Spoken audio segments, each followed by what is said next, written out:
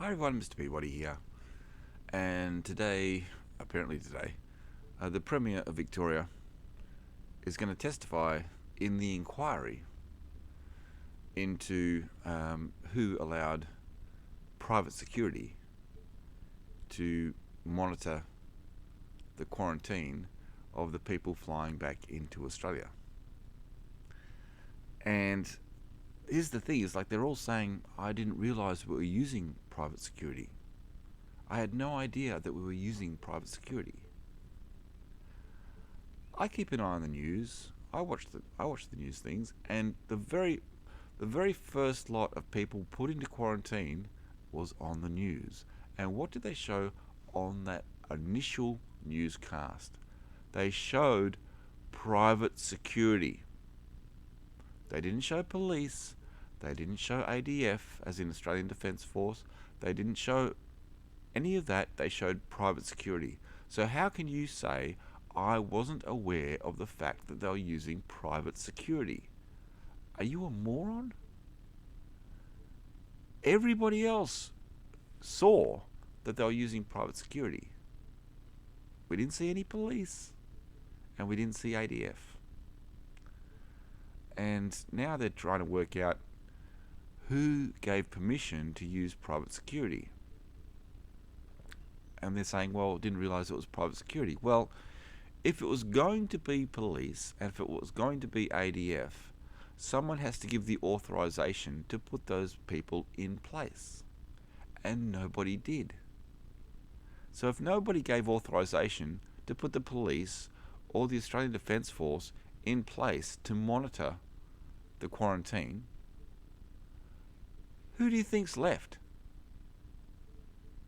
If you didn't put them in place, what do you think they're going to do? They use private security. Not only that, but some of the security that they brought in the security because some of the security guys came in with the people.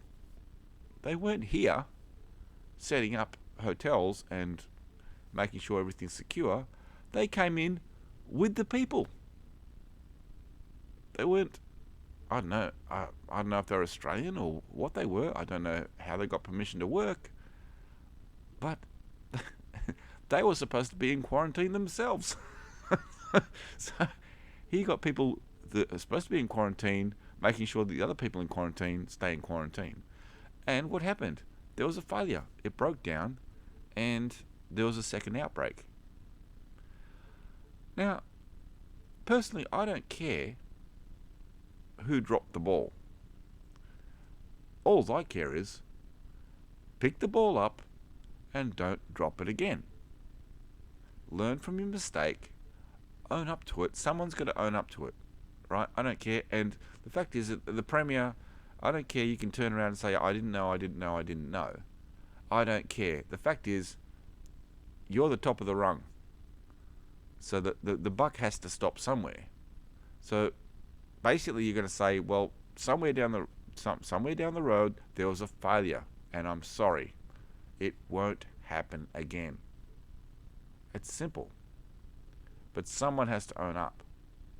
And all this passing the buck, it's really weak, right? Just step up and say, listen, obviously there was a failure somewhere. This was a new situation. We didn't know. We were sort of like learning our way as we went through it.